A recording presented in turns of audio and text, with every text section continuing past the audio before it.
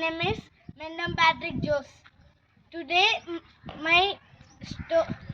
my topic is storytelling.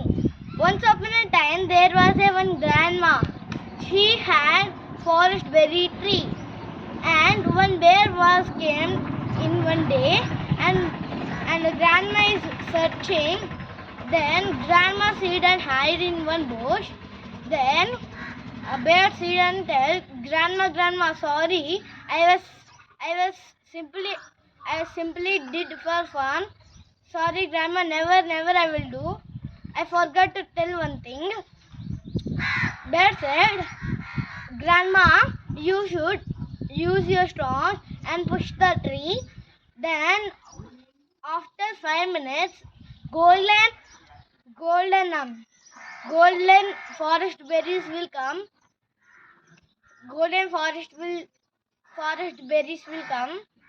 Then when you gave to market, then you got many monies. Thank you. Thank you.